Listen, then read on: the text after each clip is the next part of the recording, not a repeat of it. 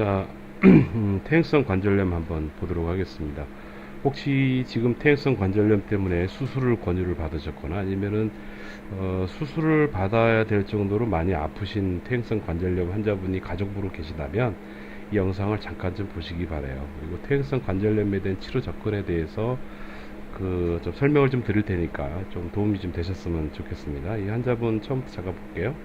중간부터 보죠. 상태가 어떠신지. 무릎을 피지도 구부리지도 못하시는 그런 상태셨는데요. 한번 보겠습니다. 되게 많이 아프시네. 아이고. 이거 어떻게 아픈가 봤더니요. 무릎 다 펴지시나요? 펴지는데 또 피면 아파요. 이렇게 다 피면 아프다는 아파요. 얘기죠? 예. 근데 구부리면 구부리도 아프고 어디 이렇게 예, 예. 일단 오늘 이분은 구부리고 필 때 안 아프게 다리가 숨쉬면서 못 잤어요. 그러니까 쑤셔서.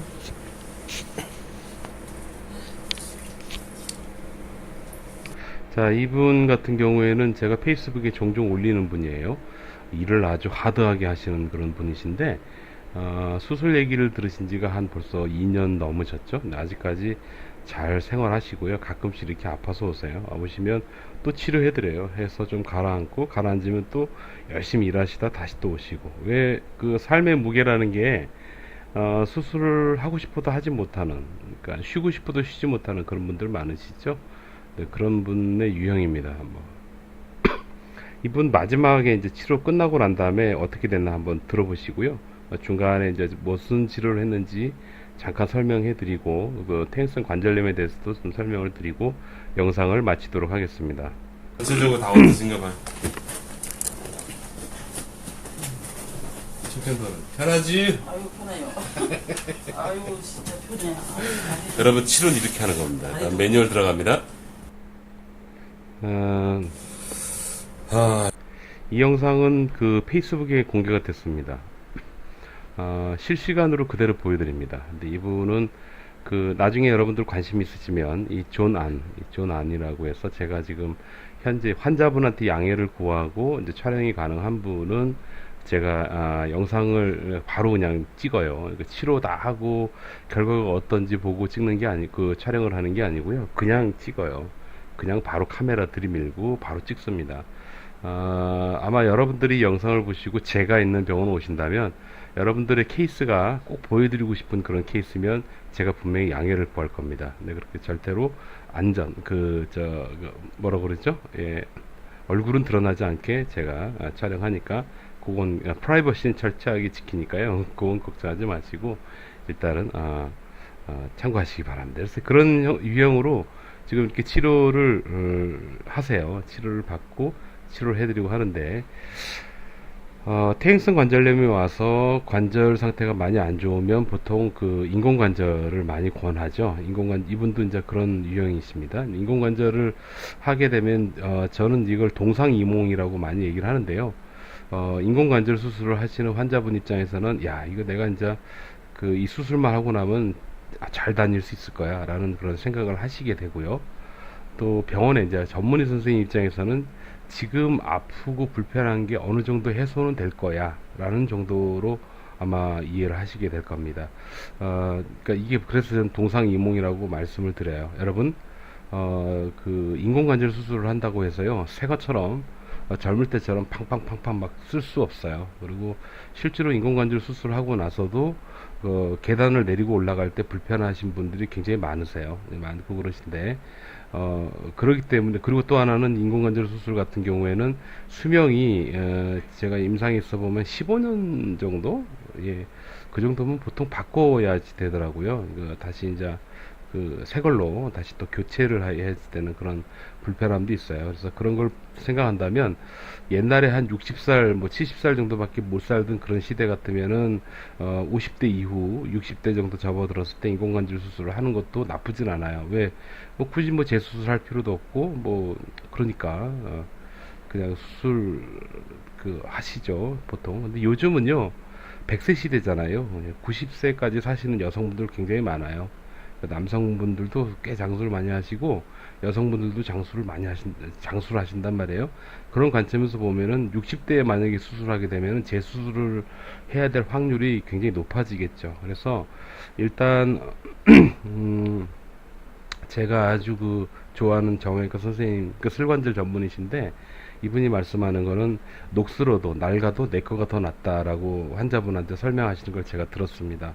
그 얘기는 뭐냐면, 비록 낡고 지금 많이 불편하고 하지만 그래도 그 인공관절보단 낫다라고 그렇게 설득을 시키시고요.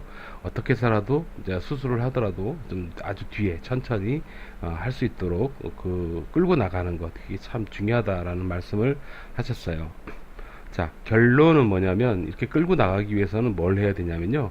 바로 그 불편함을 조절해 드리는 거죠. 그러니까 아픈 거를 좀 조절을 하고, 아픈 게 좀 조절이 된 상태로 생활을 하실 수만 있다면, 뭐 70대에 들어가 가지고 정 어쩔 수 없이 이제 인공관절 수술을 해야 된다면 그때 해도 된다는 거죠. 그러니까 중요한 건 그때까지 좀 불편함을 최소화시키는 것. 그게 바로 현재 이제 관절염을 앓으시는 앓고 또 이제 수술을 해야지 되는 그런 결정을 받으신 분들한테는 가장 큰 과제가 되겠습니다. 그러니까 대안으로 통증 조절이 잘 된다면 가능하면은 수술은 안 하는 게 더 낫다. 이게 일반적인 정형외과 선생님들의 어떤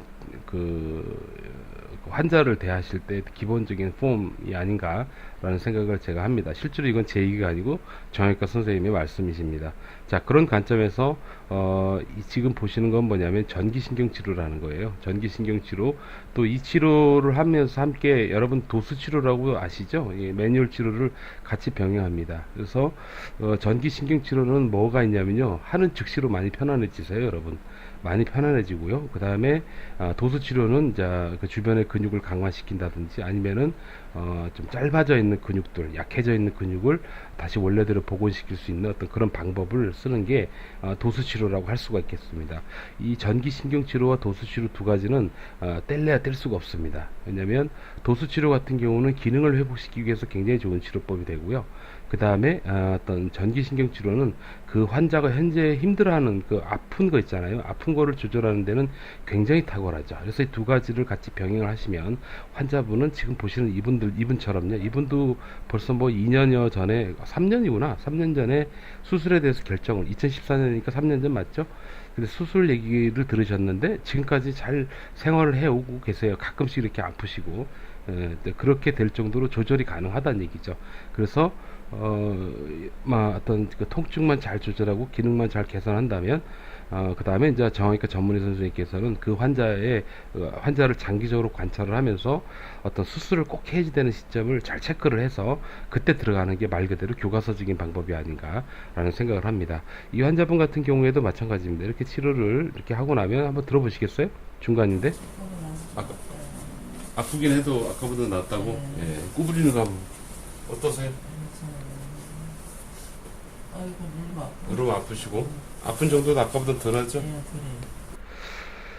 자, 전기신경치료는 뭐냐면요, 그 해당되는 부위, 특히 슬관절, 무릎관절이란 무릎의 어떤 통증도 기계적 통증하고 온도에 대한 통증이 있는데, 특히 이제 기계적 통증을 뇌로 전달해주는 그 해당되는 신경이 있습니다. 그 신경을 많이 안정화시켜요. 그래서 안정화를 시키게 되면은 통증을 많이 못 느끼게 됩니다. 이거는 마취의 개념이 아니고 엄밀히 따지면 무통의 개념입니다. 이렇게 에널제시아라고 그러는데요.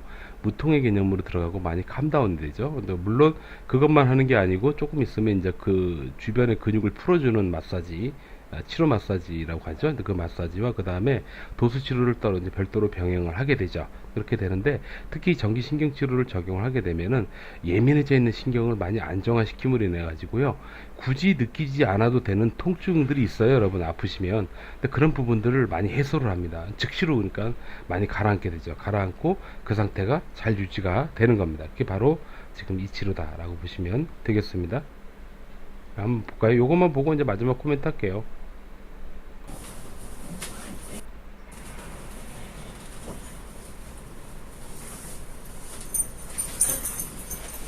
다 했다. 자, 쭉 펴보실게요. 아파요? 앞에가 뒤에가. 뒤에가 그거 일단 허리에서 갈 거야. 여러분 이거 허리도 치료해야 돼. 아파요? 네, 조금 아픈데. 아까보다 많이 덜하죠 이제. 예. 한번 움직여봐요. 여러분 이게 지금 보시는 것처럼 아까 처음 오셨을 때는 이렇게 안 되셨어요 이분이. 근데 이렇게 순식간에 치료가 될 수 있는 건 뭐냐면 바로 이제 전기신경치료라는 어떤 그런 분야에 아주 독특한 어떤 효과를 기대하는 거죠. 근데 물론 이렇게 해서 아무튼 여러분들이 만약에 통증이 조절이 되잖아요. 통증이 조절이 되면 전문의 선생님이 굉장히 다양하게 접근을 여러분들께 할 수가 있어요. 그래서 이게 잘 혼합이 되고 조합이 되잖아요. 그러면은 수술을 가능한 최대한 뒤로 밀어가면서 아픈 걸 잘 조절해 나가면서 생활을 하실 수 있다. 이게 바로 이제 전기신경치료다라고 말씀드릴 수가 있겠습니다. 혹시 지금 이 영상을 보시는 분이 퇴행성 관절염이 있으셔서 뭐 극단적으로 수술을 결정을 하셨다든지 뭐 그런 분이시라면, 아니면 여러분들 가족분 중에서 그렇게 많이 아프신 분이 계시다면 전기신경치료를 하는 병원이 지금 전국에 한 100여 군데 정도 되거든요. 근데 이쪽을 한번 찾아가 보시면 좋아요. 근데 만약에 인터넷에 이미 많이 공개가 돼 있습니다. 전기신경치료라고 네이버에서 검색해 보시면 카페가 사이트 대표 사이트로 해서 떠 있는데요. 네, 그쪽에 들어가셔도 병원 등록되어 있는 거를 여러분들이 확인할 수가 있어요. 메뉴에 우리 카페 지도라는 게 있습니다. 거기 들어가 보시면 쉽게 확인할 수도 있고요. 그것도 어려우시다 그러면 여기다 댓글을 달아주시면 저희 스태프들이 해당되는 지역에 가장 가까운 병원을 아마 안내해 드릴 겁니다. 아무튼 가능하면 슬관절 퇴행성 관절염이라 그래서 이뿐만이 아닙니다. 뭐 연골 손상이라든지 뭐 인대 손상이라든지 아무튼 연골연화증이나 모든 것도 마찬가지. 슬관절 통증은 전기신경 치료를 하게 되면 지금보다 훨씬 더 많이 편안한 상태에서 다른 처치를 받을 수 있기 때문에 좀 상위 레벨의 처치를 하지 않을 가능성이 매우 높아진다라는 것을 여러분들께 말씀드려요. 그래서 그런 차원에서 오늘 영상을 소개했습니다. 감사합니다.